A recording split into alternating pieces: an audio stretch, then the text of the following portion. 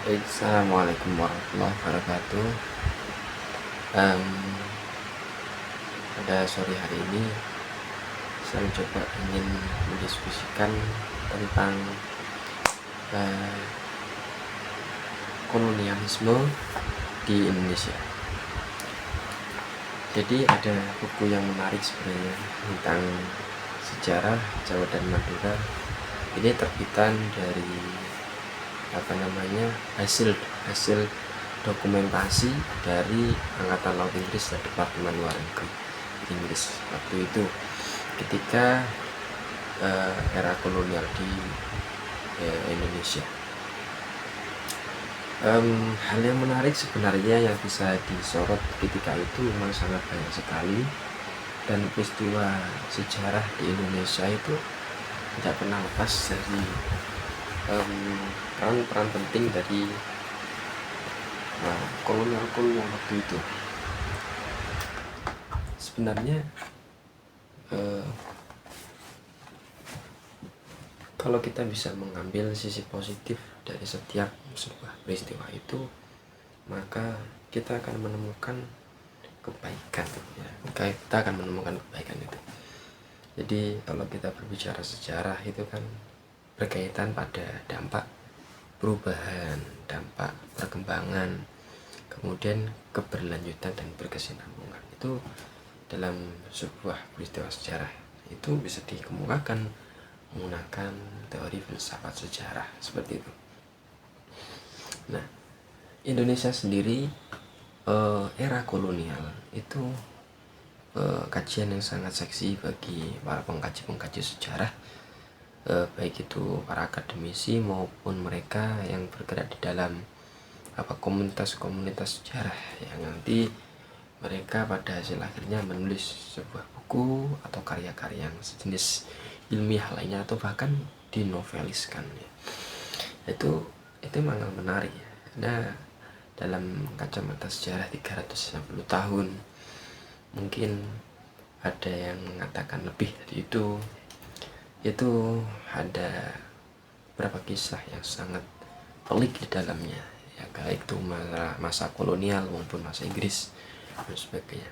Namun sejarah mencatat juga tidak hanya pada poros negatif yang didapatkan bagi bangsa Indonesia, namun nilai-nilai dan makna yang kita bisa tafsirkan sendiri bahwa kita bisa sebenarnya mencari dan menilai daripada sisi positif yang kita bisa dapatkan sampai hari ini.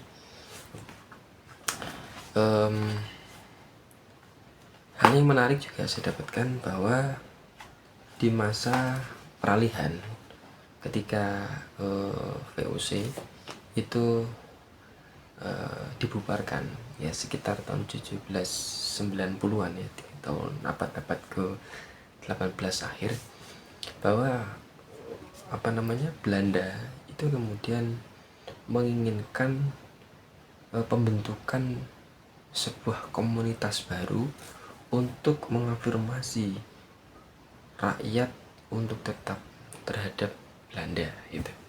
Nah, maka datanglah seorang yang namanya Daendels ya, yang itu sebenarnya bukan orang Belanda ya, tapi orang Prancis yang kemudian membentuk sebuah distrik ya, yang kita kenal sekarang itu Batavia ya, wilayah Batavia itu ya, yang di situ kemudian sebenarnya tujuannya ialah untuk menarik simpati masyarakat lagi, karena waktu itu VOC sudah bangkrut, dan bangkrutnya karena faktor yang mendasar ialah karena korupsi itu sendiri ya. Sehingga bagaimana kemudian untuk memperbaiki itu dan bisa masih manfaatkan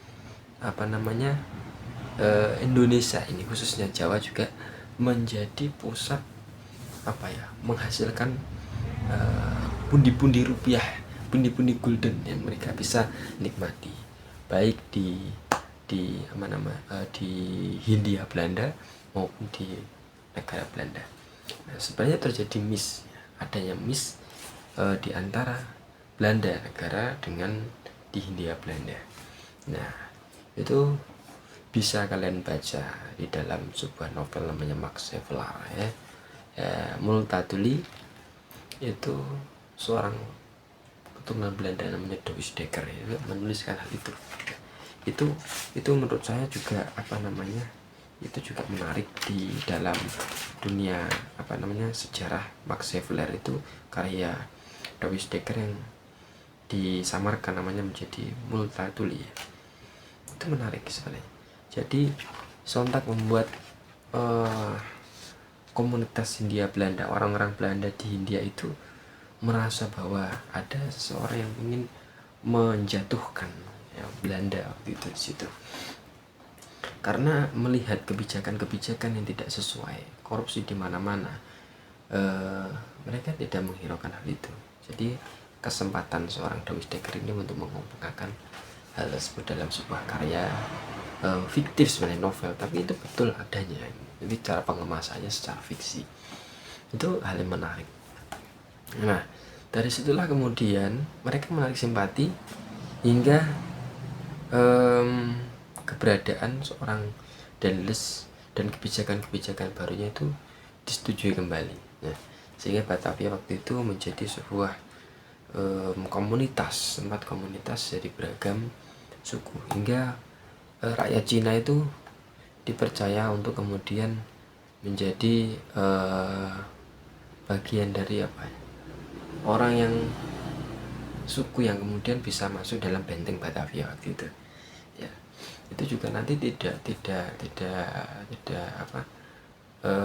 memungkinkan hingga adanya konflik pecinan sampai nanti ke Kartasura. Itu bermula dari benteng Batavia itu sendiri sebenarnya, dalam benteng Batavia itu. Nah, setelah itu kemudian pemerintahan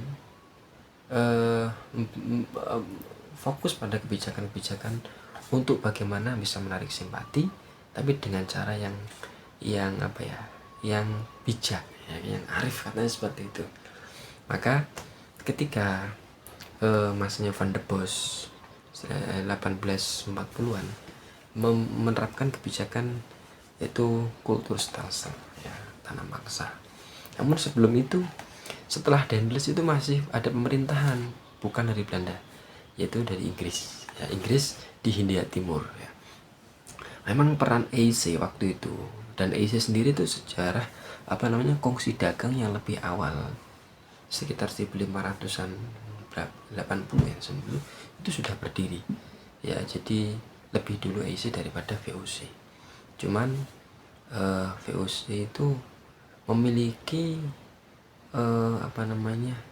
selebritas yang cepat sehingga terkenal. EIC nggak terlalu terkenal, tapi EIC waktu itu bisa sampai mendarat ke wilayah Singapura yang kita kenal hari ini ya gitu. Nah, maka ketika Raffles di tahun 1811 mendarat di Jawa, tepatnya di Jogja, waktu itu mampu menaklukkan Jawa ya, mampu menaklukkan keraton Jogja waktu itu, sehingga ada sebuah peperangan di antara masyarakat Jawa dengan orang-orang Inggris dan dari India, namanya Gegerespehi atau Gegerespoe. Nah, itu peperangan yang terjadi selama berapa hari ya, 2 hari yang berturut-turut tidak selesai, hingga menyita banyak naskah-naskah dari keraton Jogja, kemudian diangkut oleh orang-orang Inggris, bahkan dihancurkan gitu. Dan itu kemudian selesai sekitar tahun 13. Kemudian Inggris pergi karena waktu itu Belanda juga menyerang lagi. Dan di kekeratonan Jogja pun juga sempat terjadi hiruk-pikuk dari peran keberadaan dua kolonial itu ya. Jadi ketika Raden Mas Sindoro ya, atau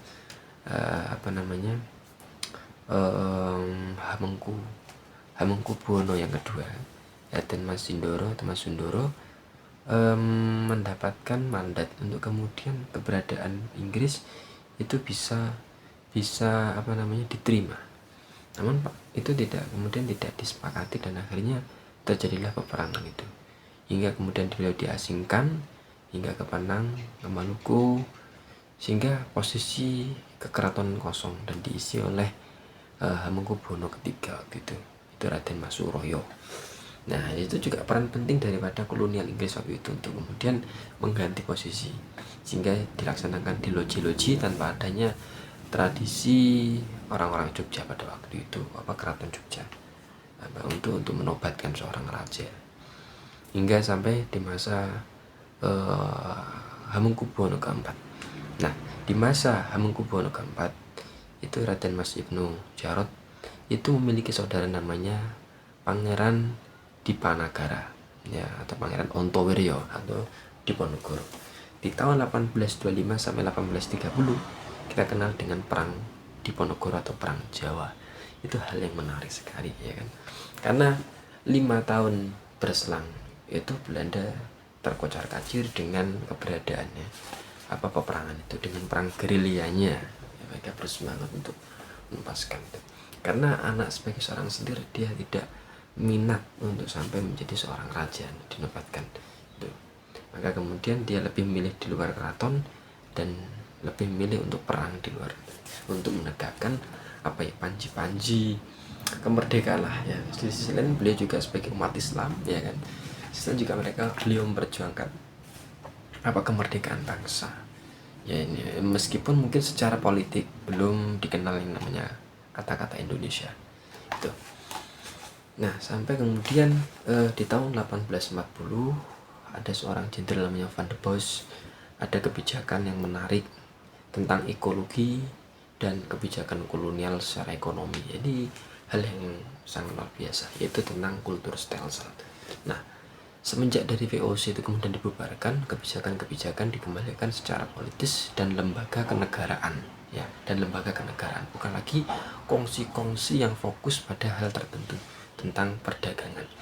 Nah, misalnya tentang kultur stelsel secara kebijakan itu langsung diambil oleh Van der Bos dan fokus terhadap penanaman dan pajak. Nah, itu tidak lain dan tidak bukan, mereka lagi-lagi untuk bisa menarik simpati masyarakat ke pribumi waktu itu. Nah, sehingga lahan yang sudah dibuka itu ditanami tanaman yang sudah disiapkan oleh kolonial waktu itu.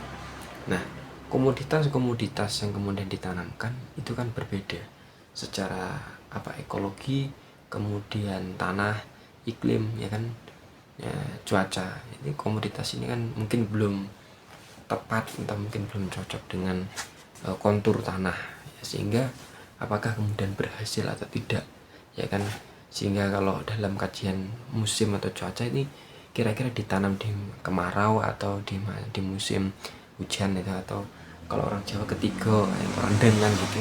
Nah, ini kan perlu dicari. Nah, waktu itu fokus untuk itu ialah, ya, sebenarnya tidak hanya Jawa tapi di luar Jawa pun juga banyak. Nah, maka dari situlah kemudian ditanamlah itu sebagai bagian dari penghasilan mereka, sekaligus sekian persen lebih banyak untuk penghasilan orang-orang Belanda itu sendiri, ya, Van der Bos itu. Nah, dari situlah kemudian pajak-pajak ini diberlakukan kembali setelah Inggris itu menghapuskan pajak. Ya, pajak di masa Inggris itu dihapuskan, diganti dengan persewaan, tapi dengan kolonial Belanda lagi, yaitu diberlakukan pajak lagi. Nah, itu berhasil, ya, penanaman itu berhasil sehingga mampu menghasilkan sekian persen untuk kebutuhan kolonial hingga Belanda di negara sana. Ini faktor ekologi yang kemudian dimanfaatkan tanpa kita melihat cuaca, iklim, kontur tanah, namun bisa dimanfaatkan.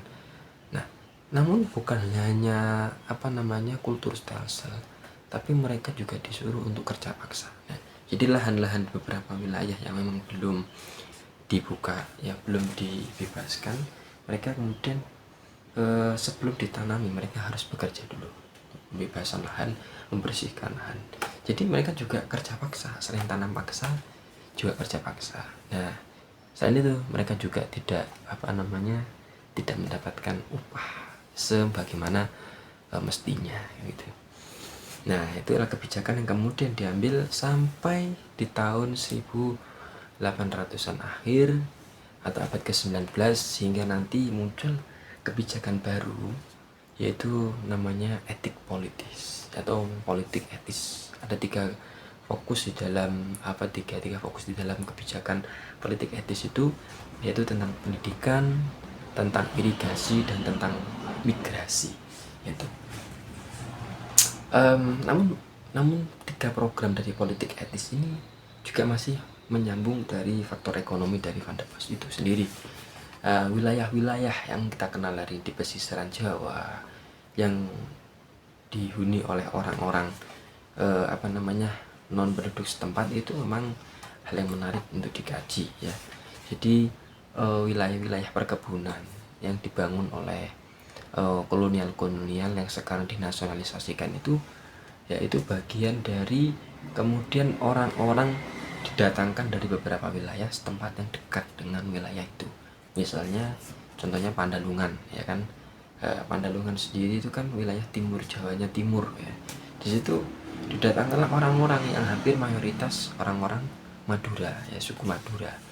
Jadi didatangkan untuk dipekerjakan di situ. Maka pesisir-pesisir itu lebih didominasi dengan orang-orang yang berbahasa Madura ya. Sedangkan pesisir-pesisir yang selatan ya kan, orang-orang Mataraman itu lebih mendominasi Osing seperti itu. Mungkin sebagian orang-orang dari suku migrasi dari suku asing misalnya Arab, India, Cina, mungkin mereka juga ada. Namun fokus ekonomi mereka itu kan perkotaan ya, pasar, usaha bisnis dan sebagainya. Sehingga dalam fokus pemerintahan yang besar waktu itu kolonial ya, mendatangkan mereka itu sebagai yang dipaksa untuk bekerja gitu. Jadi kan ada tiga kasta, orang-orang Eropa, yang kedua orang-orang Arab, orang-orang Cina, orang-orang India seperti itu, dan orang-orang pribumi sendiri gitu. Ya, mereka didatangkan, tapi mereka dipekerjakan di wilayah-wilayah seperti itu, di perkebunan-perkebunan yang kita kenal mungkin seperti PTP itu. Di PTP itu kan ada persil-persil rumah-rumah warga yang mereka sebenarnya bukan orang-orang setempat situ, namun orang-orang yang didatangkan dari wilayah-wilayah yang berdekatan dengan pulau tersebut untuk bermigrasi di situ dan bekerja di situ hingga beranak pinak di situ.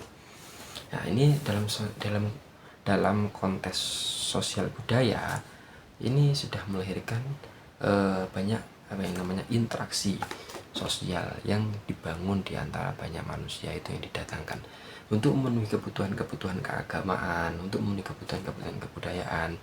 Mereka mencoba mengembangkan dalam konteks latar belakang masing-masing, hingga mungkin kita bisa melihat dalam teori asimilasi, mungkin bisa juga sinkretisasi, akulturasi daripada keberadaan mereka di wilayah-wilayah tersebut, karena mereka sudah tidak lagi membawa identitas kultural yang sangat saklek di wilayah-wilayah tersebut. Nah, bisa kita lihat di wilayah Pandalungan seperti itu. Mungkin lebih banyak mereka dari suku tertentu, namun mereka sudah berkolaborasi dalam hal pembahasaan, kebudayaan, dan interaksi yang sudah tercipta hal baru di antara mereka, dialek-dialek yang baru. Juga interaksi dan budaya yang mereka ciptakan, keagamaan, kemudian norma-norma dan nilai-nilai di dalam kehidupan masyarakat. Itu bagian dari proses kehidupan yang kemudian secara perlahan di antara komunitas masyarakat setempat di area-area mereka, karena untuk bisa menjangkau sampai ke wilayah perkotaan untuk menikmati hingar-bingar itu kan juga sangat sulit sekali untuk itu ya. Jadi itu juga mempengaruhi ekonomi mereka. Seminim mungkin mereka bisa mendapatkan upah dari hasil kerja itu dari koloni, namun mereka juga bisa mengaktualisasikan daripada kehidupan mereka itu ya. Itu masih menyambung nanti di masa sampai ketika munculnya politik etis seperti itu. Nah, ini bagian dari proses migrasi. Mereka mendatangkan untuk mereka pekerjakan, mengisi tempat-tempat persil-persil seperti itu, pembukaan lahan yang bisa dibuka. Kemudian juga karena faktor-faktor pendidikan dan faktor irigasi. Nah, yang paling hal menarik di ranah politik etis ini ialah dalam hal pendidikan ya, dalam hal pendidikan. Nah, nanti kita akan bahas sendiri tentang politik etis, tentang pendidikan. Nah, dalam hal irigasi dan migrasi, dua pembahasan ini saling berkesinambungan di antara peran penting di faktor ekonomi waktu itu. Nah, jadi pertanian itu juga menjadi sumber sentral masyarakat agraria Jawa di bagian tengah ya, maupun nanti juga wilayah selatan itu juga ada, namun sebagian juga seorang nelayan itu juga bisa menghasilkan seperti padi, jagung dan sebagainya untuk menunjang kebutuhan pokok daripada masyarakat waktu itu. Ya, irigasi itu hal yang penting, maka kita bisa lihat di seluruh pelosok ya, yang mungkin yang kita kenal Jawa, mungkin di luar Jawa banyak dam-dam ya, banyak dam-dam atau tempat penampungan semacam untuk mengalirkan air ya kan, dari sumber hulu sampai ke hilir, atau mungkin dari sungai-sungai besar yang kemudian dialihkan ke beberapa sungai-sungai cabang. Itu kan kayak dibentuk semacam bangunan ya, berbatu seperti itu namanya bagian dari proses irigasi yang dibentuk oleh kolonial waktu itu, yaitu untuk mengairi sawah. Itu juga bagian peran penting untuk hal-hal ekonomi yang pada akhirnya mereka bisa memanfaatkan untuk kebutuhan kolonial waktu itu. Nah, seperti itu. Nah, mungkin pembahasan tentang kolonial singkat di era Daendels, Van der Bos, Kulturstelsel mungkin yang bisa saya jelaskan seperti itu. Mungkin pembahasan yang lebih luas lagi bisa dibaca dari banyak jurnal atau buku-buku yang lebih mendukung. Nah, kemudian kita akan bahas di lain kesempatan tentang politik etis dalam hal pendidikan. Baik, terima kasih. Assalamualaikum warahmatullahi wabarakatuh.